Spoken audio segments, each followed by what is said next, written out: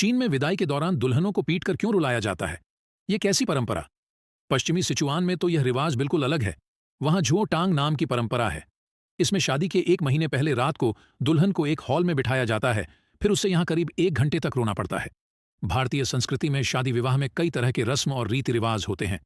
हल्दी, मेहंदी संगीत, जयमाला, 7 फेरे और फिर आती है विदाई की बेला। अपनों से बिछड़ते समय दुल्हन फूट फूट कर रोती है और परिवार वाले भी। माहौल पूरा गमगीन हो जाता है। हालांकि अब स्थितियां थोड़ी बदल रही हैं। बहरहाल, ये तो हुई भारत की बात।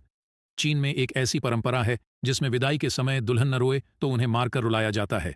दुल्हन का रोना बहुत जरूरी है। चाइना डेली की एक रिपोर्ट के अनुसार चीन में एक जनजाति है तुजिया, जिनमें विदाई के समय दुल्हन का रोना बहुत जरूरी है। चीन के दक्षिणी प्रांत सिचुआन में रहने वाली इस जनजाति में 17वीं शताब्दी के दौरान यह परंपरा चरम पर थी। कहा जाता है कि यह परंपरा हजारों सालों से चली आ रही है। सवाल यह है कि दुल्हन का रोना इतना जरूरी क्यों है? चीन में इस परंपरा की शुरुआत 400 पचेत्र ईसा पूर्व से 221 ईसा पूर्व के बीच हुई थी। इस दौरान जाओ स्टेट की राजकुमारी की शादी यैन स्टेट में हुई। जब वो विदा हो रही थीं, तो बेटी के दूर जाने के गम में उसकी मां फूट फूट कर रोने लगीं और बेटी को वापस आने के लिए कहा। तभी से इस परंपरा की शुरुआत मानी जाती है। तूजिया समुदाय में दुल्हन का रोना इसलिए भी जरूरी है ताकि आस पड़ोस के लोग दुल्हन और उसके माता पिता का मजाक न उड़ाएं और उन्हें खराब पीढ़ी न माने।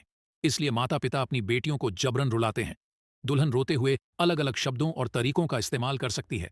पश्चिमी सिचुआन में तो यह रिवाज बिल्कुल अलग है। वहां झुओ टांग नाम की परंपरा है। इसमें शादी के एक महीने पहले रात को दुल्हन को एक हॉल में बिठाया जाता है, फिर उसे यहां करीब 1 घंटे तक रोना पड़ता है।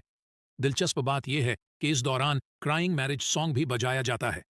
इसके 10 दिन बाद दुल्हन की मां भी साथ में रोती है और फिर 10 दिन बाद बहन, बुआ, मौसी, दादी, नानी समेत परिवार की सारी महिलाएं रोती।